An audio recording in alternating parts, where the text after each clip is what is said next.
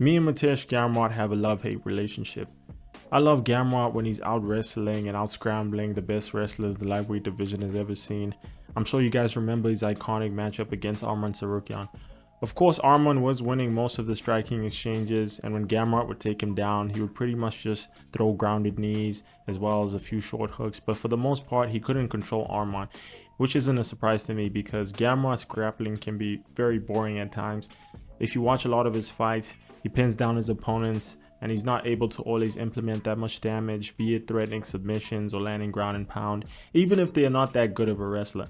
And I was just surprised that he was able to out-wrestle Arman Tsarukyan, then put up against Dan Hooker, who has zero experience wrestling, or at least background-wise. He couldn't take him down and hold him down. He couldn't out-grapple him. Whenever he shot for takedowns, Dan was defending a lot of them. And at some point, he actually threatened a guillotine, which wasn't really that deep, but it was there. That was a terrible performance from Gamrot. But to be honest, I also have to give credit to Dan Hooker. He prepared very well for Gamrot because despite his lackluster performances, I think Gamrot is one of the best wrestlers the lightweight division has ever seen. I actually think he would give someone like Khabib a lot of trouble because when you watch a lot of the fights that Gamrot loses, he loses because he's not able to outstrike his opponents, which isn't a surprise. And then when he tries to implement his wrestling, they defend it. The same thing happened against Beneil Dariush, Dan Hooker, and Arman Tsarukyan. The list goes on for Gamrot, really. And looking at Khabib's record, the only notable grapplers he ever faced were guys like Rafael dos Anjos, Abel Trujillo, and Gleison Tibau. Now, he did win most of those fights undeniably, but at the same time, those grapplers are nowhere near the level of Gamrot.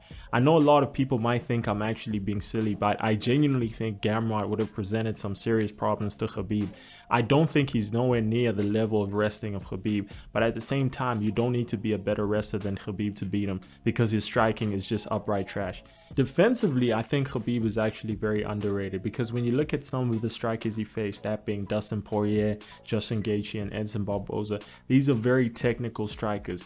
Powerful technical strikers. I would say Edson Barboza's boxing is not that much of a threat, but his kicks are very deadly, and he landed a spinning wheel kick on Khabib, and had it been placed perfectly, it would have landed on Khabib's temple and potentially knocked him out. But Khabib's chin is actually very underrated, so he ate that. I think it's because he has a very big head. I mean, just look at all the guys he ever faced. I don't remember one time when Khabib wasn't the one who had the bigger head, but correct me if I'm wrong in the comments. But offensively, I don't think Khabib is a threat to at least 70% of the top 15 lightweights today, unless there's a takedown threat. Because when you look at most of the fighters he faced, they were strikers. That's why the takedown threat was always there. Take that away from him and he's a deer in headlights. His fight against Gleison Tibau is a great example of that, because on the feet, Gleison is not that good himself, but he was way better than Khabib due to his physicality.